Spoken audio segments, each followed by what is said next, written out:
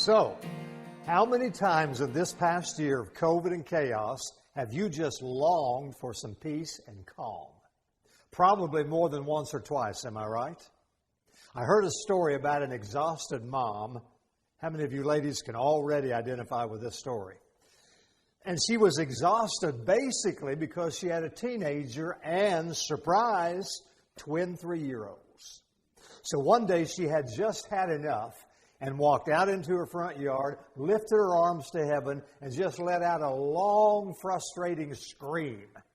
Well, her older next-door neighbor heard her and came running to see if she could help. "My goodness, what's wrong? Are you okay, dear? Can I help you?" And the worn-out mom replied, "I am just so tired. It's absolute chaos in that house. My husband's new job means he has to travel now, so I have even more to do around the house. And my teenager is, well, a teenager.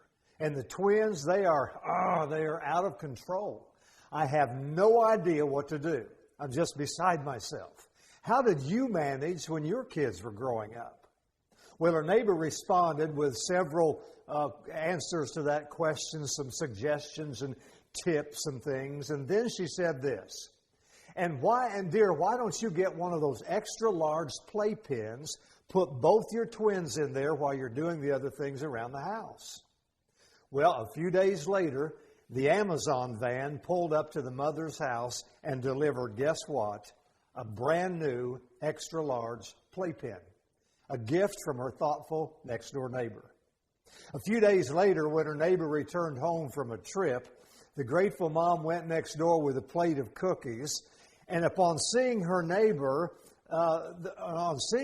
neighbor said, "Oh my, you look wonderful. It's obvious you've been getting some rest these past days." Well, she replied, "Yes, I am. And I want to thank you so much for the playpen. It has helped me finally find some peace and calm. Because every afternoon when my teenager gets home from school, I put her in charge of the twins. Then I climb in the playpen with a book and a glass of wine, and no one can get to me. It's heavenly." Can any of you moms identify? In fact, all of us can identify because everyone, men and women and young people alike, need to live with some peace. And interestingly, Jesus understood that as well and addressed it in this next beatitude in our series. Listen to this. Jesus said, "Blessed are the peacemakers, for they shall be called children of God." Now notice here, Jesus is not talking about just the idea of peace or wanting peace. He's saying that the blessed ones are those who go out and make peace happen. They are the peacemakers. So how does that work for us? How can we be peacemakers? Well, the starting place is to make peace within. Because we have to be at peace with ourselves, don't we? Before we can ever promote peace between others. Would you agree with that? And to be at peace with ourselves, we have to learn how to deal with worry and stress. How many of you know there's no peace if your heart's filled with worry and stress? In fact, this is one of the reasons I call this Beatitude series Stressed or Blessed. Because you will be one or the other. You'll either be blessed, satisfyingly and lastingly happy, or you'll be stressed, filled with tension and worry and uneasiness. And by the way, according to most statistics, we are a nation of the latter. For instance, one group of studies found that more than 50% of American adults suffer from health problems due to stress. Depression is already becoming the number one occupational hazard of this 21st century. And medical researchers estimate that up to 90% of illness, think about that, 90% of illness and disease is stress-related. And stress is linked to the 6 leading causes of death. Now think about those facts. Stress is a literal killer. So what's the answer? Again, it is learning to live at peace. Because like Proverbs says, a heart at peace gives life to the body. But here's the rub. While we know peace is the answer, many people often go about discovering peace or trying to discover peace wrongly. Too many look for it in all the wrong places. Some people look for peace in a pill or a bottle. If I can just numb myself and forget, everything will be okay. I went that route 20 years ago. I understand exactly what that means. Or peace in another person or a relationship. If I can just get married or just date him or her, then I'll be happy. Others look for peace in their possessions. If I can just get that, I'll be content. And on that list goes. Chasing and pursuing relief. Now let me ask you a question. How's that working out for us? In fact, that's all it ever becomes is a chase. Never catching the prize, never reaching the goal of peace. Think about it. Does substance abuse bring lasting peace? No. Does bouncing from one relationship to another bring peace? No. Does climbing the corporate ladder and or becoming rich and famous lead to peace? Not always, and not even for most people. The constant chase for things we think will give us peace actually keeps us from being at peace because we are constantly chasing. Did you ever see a dog chase its tail? Well, there you go. That's my point. So what's the answer? How can I move on from my stress and worry into a place of peace? Well, obviously that question involves a multifaceted answer to be sure. But here's a good starting place. How about starting with prayer? And I know that's just what you would expect from a pastor, right? But truly, it really is the best starting point.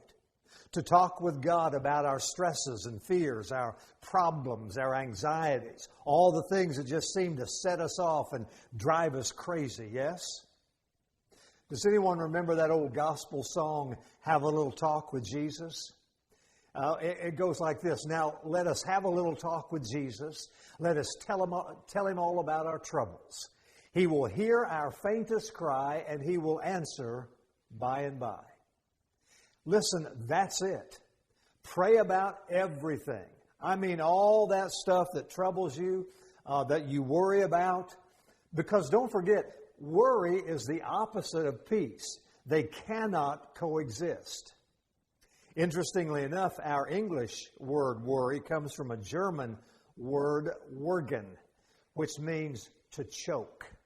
Think about that word picture, because that makes a lot of sense, doesn't it? Because that's what worry does to us. It chokes out our life. And I know someone would say, but you know what, my schedule's so busy, I don't have time to just sit down and pray for any length of time. Oh, really? But you find time to worry, don't you? I think there's something wrong with that picture. Would you agree with me? The truth is, if we prayed over those things we worry about, we would have much less time to worry over those things we worry about. Does that make sense? So when pressure builds up, don't panic. Do what? Pray. And by the way, pray about everything in your life. Nothing is too small to bring to God. In fact, a good rule of thumb is this: if it is big enough to worry about, it's big enough to pray about. That's probably why Peter said, cast all your cares, all your anxiety on Him, because He cares for you.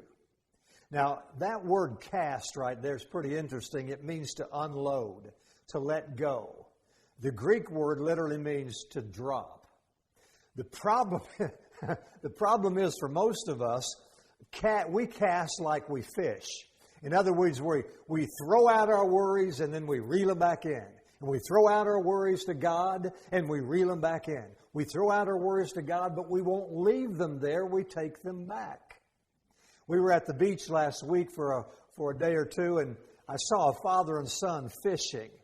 And the dad had a rod in a holder buried in the sand, and he was slouched down in a beach chair with his hat pulled down, drinking an adult beverage, not a care in the world. You get the picture?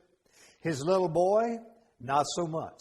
His little boy was working it. I mean, casting and reeling it in, casting and reeling it in, working hard. Listen, don't do that. Trust God enough to give Him your stuff and then leave it with Him.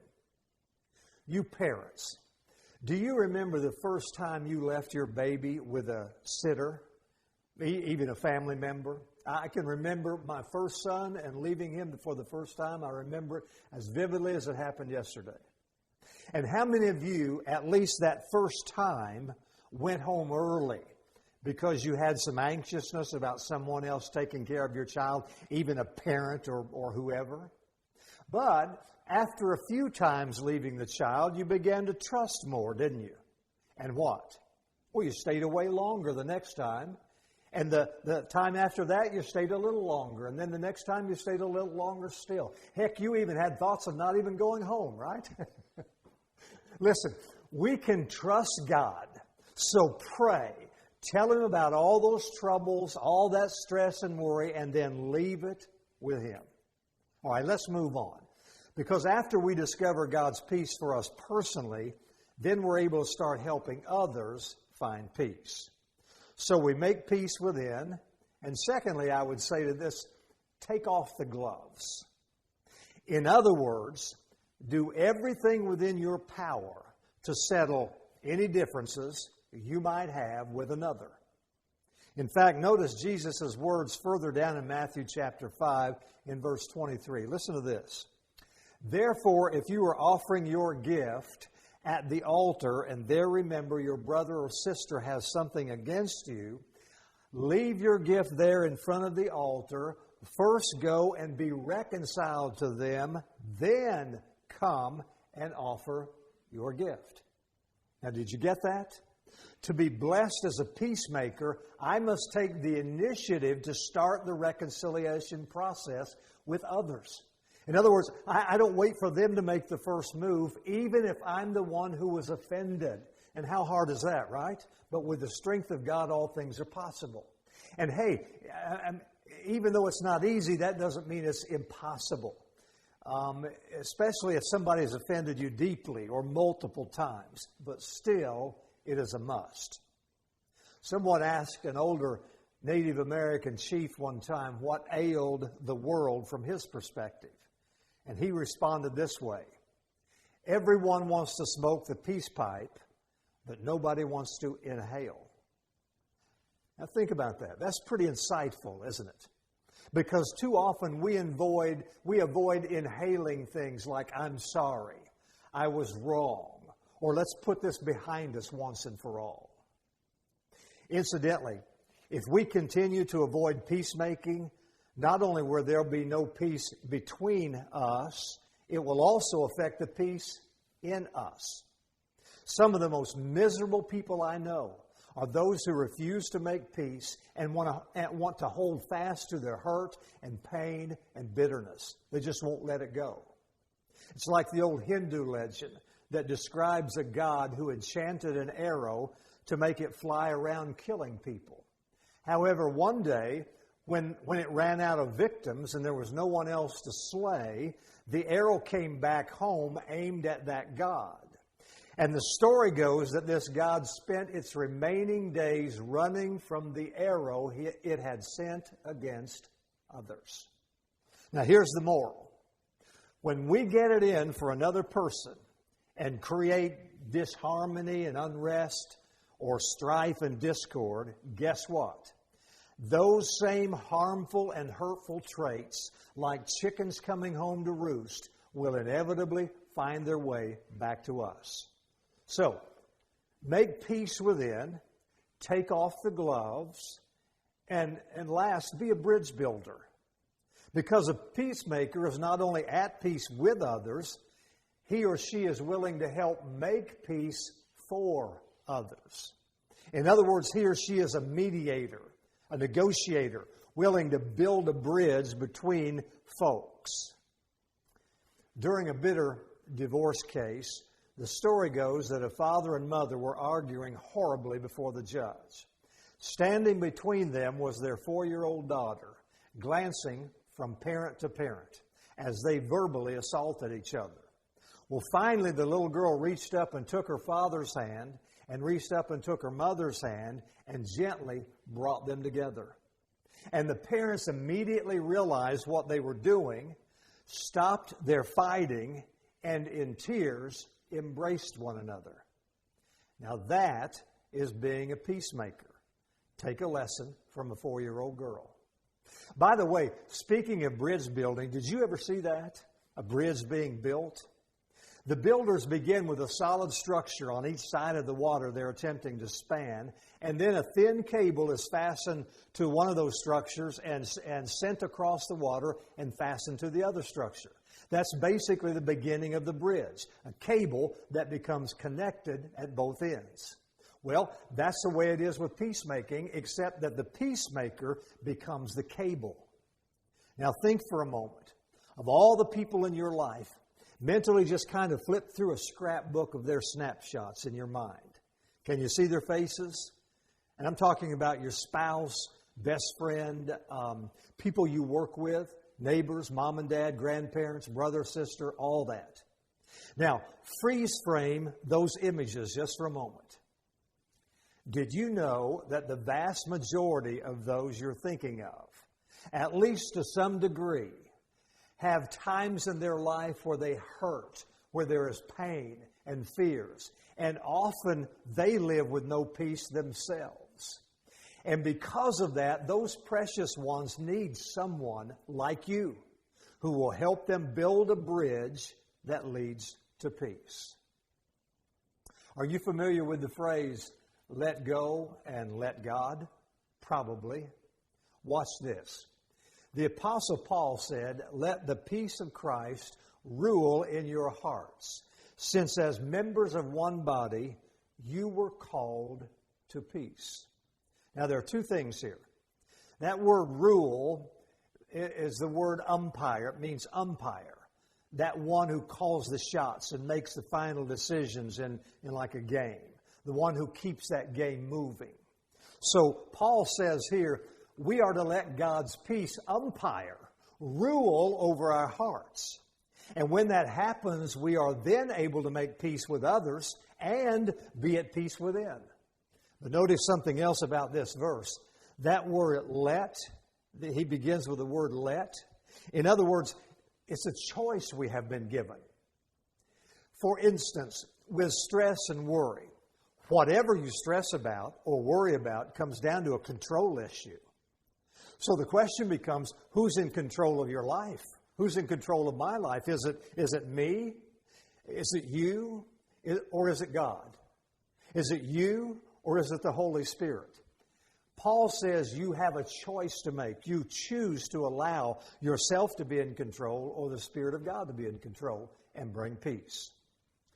Did you ever see, I don't think it's around much anymore, but years ago there was this bumper sticker that said, God is my co-pilot. Did you ever see that or hear that phrase? Listen, that's bad theology.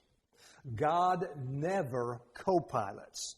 And the reason why is because He knows you would crash and then He would get the blame. And because He knows that His Spirit in you and living through you is way better at doing life than we will ever be left to ourselves. So let me give you a final thought.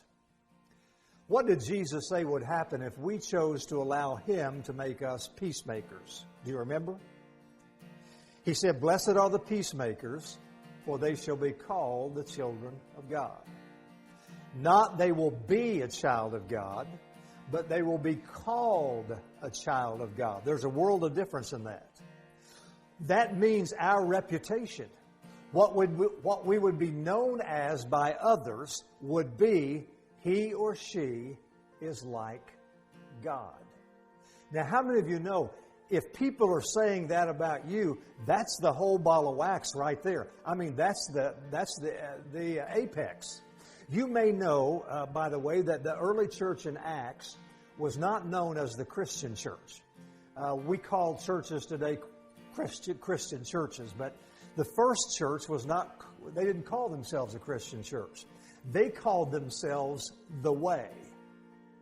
Then those around them, the non-believers, began to notice their behavior, notice their goodness and their ability to all live at peace with one another. And they, the non-Christians, began to call them, the Christians, little Christs. And that's what Christians actually means, little Christs. Listen, I can't think of a better thing to be called than that. How about you? So let's get out there this coming week, what do you say, and make a name for ourselves by the way we live in peace and by the way we make peace with others. Okay? That's it for today. Next week, I'll start a new sermon series, so watch the social media this week for details of it. I can't wait for you to hear it. You're going to love it. Now, if you have any prayer requests that I can help you with, if you have any questions about any of my messages or spiritual issues, hey, let me know. You can reach me by email at our website or on any of the social media platforms. Just send me a personal message. I'll get back to you quickly. All right? I hope you have a good week, a blessed week, living in peace and being a peacemaker. I'll see you soon. Bye-bye.